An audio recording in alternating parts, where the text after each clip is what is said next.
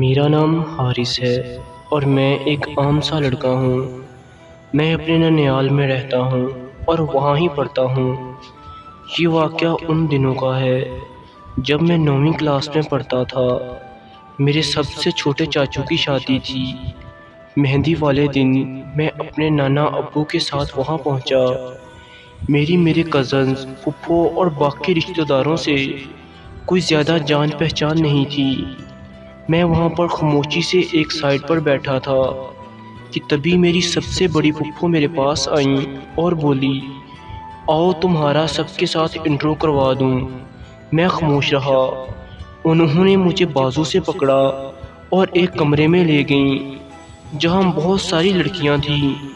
پھپھو نے کہا، یہ سب تمہاری کزنز ہیں۔ میں نے کہا اچھا۔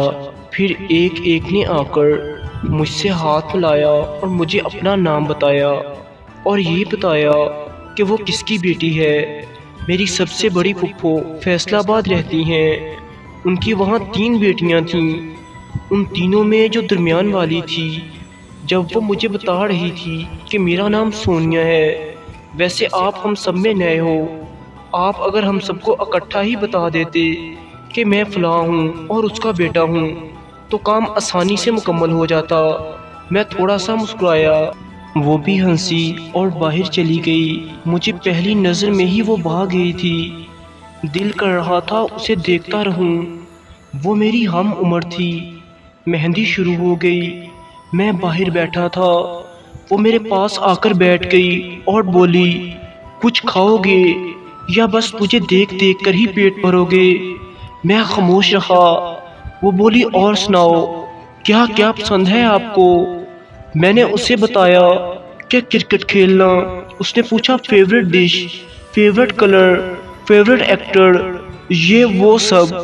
میں بھی اس سے سوال کرتا رہا۔ ہمارے درمیان باتیں چلتی رہیں۔ باتوں باتوں میں ہم لوگ ایک دوسرے سے کافی فری ہو گئے۔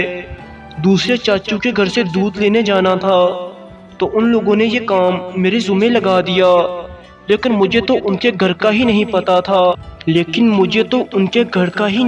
تھا۔ تو سونیا بولی، میں گھر کا بتا دیتی ہوں۔ اس کی بڑی بہن بولی، تم ساتھ جا کر ہی لے آؤ۔ وہ بولی، میں لے آتی ہوں، میں کون سا کام چور ہوں۔ ہم لوگ باتیں کرتے جا رہے تھے، پتہ ہی نہیں چلا کب ان کے گھر پہنچے، دودھ لیا اور واپس آ گئے۔ وہ بولی، آپ ہر کسی کے ساتھ ایسے ہی ہیں کیا؟ میں نے کہا، آپ کو کیا لگتا ہے؟ وہ بولی، 1 نمبر کے سڑیل ہو آپ۔ تبھی ایک کتا بھونکتا ہوا ہماری طرف بھاگا اور اس نے میرا ہاتھ پکڑ لیا اور میرے پیچھے ہو گئی۔ ہم لوگ رک گئے تھے، اس لیے کتا خود ہی واپس دوڑ گیا۔ کتے کے جانے کے بعد بھی اس نے میرا ہاتھ نہیں چھوڑا۔ جو اس کے بھائی نے دیکھ لیا تو اس نے اسے کافی ڈانٹ دیا۔ تو وہ بولی، بھائی کتا پیچھے پڑ گیا تھا۔ اس سے ڈر کر میں نے کہا، کیا ہوا بھائی، اس میں لڑنے والی کون سی بات ہے؟ وہ پہلی دفعہ مجھے ملا تھا۔ مسکرایا اور خاموش ہو گیا۔ ہم دونوں اندر چلے گئے۔ میری ساری پھپھو لوگ ہمیں نوٹ کر رہے تھے، لیکن میرے ذہن میں ایسا کچھ نہیں تھا کہ کوئی ہمیں دیکھ رہا ہے یا نہیں۔ میں بس اسے ہی دیکھتا رہتا۔ ویسے تو مجھے بہت بھوک لگتی تھی، وقت کا پتہ ہی نہیں چل رہا تھا۔ کسی بات پر ہم دونوں کی تھوڑی سی لڑائی ہو گئی، جس وجہ سے ہم دونوں نے کچھ وقت کے لیے ایک دوسرے سے بات نہیں کی۔ سونیا کی بڑی بہن بولی، امی سونیا رو رہی ہے، پتہ نہیں کیوں۔ ہائے، کیا ہوا میری بچی کو؟ پھپھو بولی۔ اندر گئی تو وہ بولی، کچھ نہیں ہوا۔ میں نے اس سے پوچھا، کیا ہوا ہے؟ وہ بولی، سوری۔ میں مسکرایا اور کہا، کوئی بات نہیں۔ پھر ہم لوگوں نے بہت ساری باتیں کی۔ اگلے دن چاچو کی بارات تھی۔ رات کے 1:30 بج چکے تھے، لیکن ابھی تک کوئی بھی نہیں سویا تھا۔ سارے کے سارے گپ شپ میں مصروف تھے۔ خیر، میری امی بولی، چلو بھائی، رات ہو گئی ہے، صبح جلدی جانا بھی ہے۔ میں نہ چاہتے ہوئے بھی اٹھا اور چلا گیا۔ میں جا رہا تھا، وہ بولی، ہیلو، بات سنو۔ میں نے کہا، جی۔ وہ بولی، گڈ نائٹ۔ میں مسکرایا اور چلا گیا۔ گھر جا کر نیند تو نہیں آ رہی تھی۔ ہمارا اور سب چاچو لوگوں کا گھر ایک ہی گلی میں تھا۔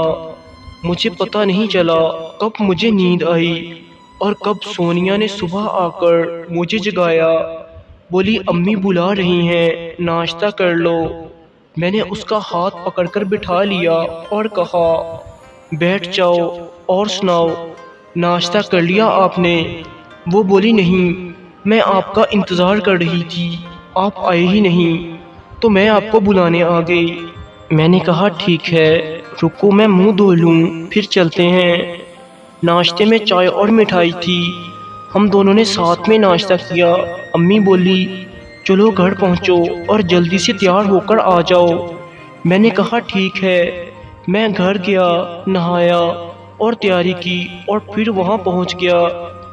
ہماری ساری فیملی گاڑی میں بیٹھ کر اگلے گھر پہنچ گئی۔ وہاں ہم لوگوں نے کھانا کھایا۔ میں نے جلدی سے کھانا کھایا اور سونیا کے پاس پہنچ گیا۔ اب کھانا کھانے کی باری عورتوں کی تھی، لیکن میں نے اور سونیا نے اکٹھے کھانا کھایا۔ واپسی رات ہو گئی۔ گاڑی میں ہم لوگ ایک دوسرے کا ہاتھ پکڑ کر گھر تک آئے۔ سب بہت تھک گئے تھے، کل چاچو کا ولیمہ تھا اس لیے جلدی ہی سو گئے۔ صبح ہوئی تو سونیا چچی کے ساتھ پارلر چلی گئی۔ میں اسے ڈھونڈ رہا تھا ادھر ادھر، تو ایک کزن نے بتایا کہ وہ پارلر گئی ہے دلہن کے ساتھ۔ میں مسکرایا اور سائڈ پر بیٹھ گیا۔ دلہن کھانے کے وقت پر آئی جب تک میں کھانا کھا چکا تھا اور میں واپس گھر جانے لگا تھا۔ میرا دل بہت بے چین تھا۔ وہ آئی، مجھے بولی سوری، مما نے بھیج دیا تھا۔ میں خاموش رہا۔ میں نے اسے بتایا میں جانے لگا ہوں۔ وہ بولی ہیں کل چلے جانا۔ میرے نانا کو بہت جلدی تھی آنے کی، خیر مجبوراً آنا پڑا۔ آتے وقت کچھ منٹوں کے لیے ہم لوگ ایک دوسرے کے پاس کھڑے تھے۔ میرے آنسو نکلنے لگے۔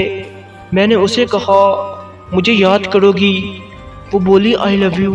میں نے کہا آئی لو یو ٹو، اور پھر واپس آ گیا۔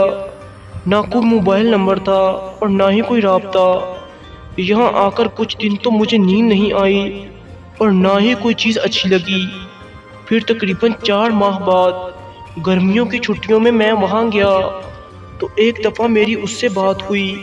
پھر 2 سال کے بعد اس کی بڑی بہن کی شادی تھی۔ اس نے خاص طور پر مجھے بلایا اور کہا آپ ضرور آنا، لیکن میری امی نے مجھے نہیں جانے دیا۔ سب میرے گھر والوں کو پتا تھا کہ میں اسے پسند کرتا ہوں، شاید پھپھو کو بھی پتا تھا، اس لیے انہوں نے میری امی سے کہا کہ ہم ان دونوں کی منگنی کر دیتے ہیں، لیکن میری امی نے صاف انکار کر دیا اور کہا میں اپنے بیٹے کو ان چکروں میں نہیں ڈالنا چاہتی۔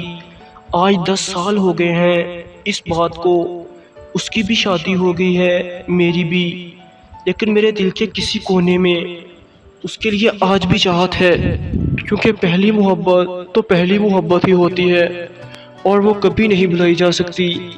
تو دوستو، امید ہے آپ کو آج کی ویڈیو پسند آئی ہوگی، اور اگر آپ ایسی مزید ویڈیوز دیکھنا چاہتے ہیں تو برائے مہربانی ہمارے چینل RH وائس کو سبسکرائب ضرور کریے گا۔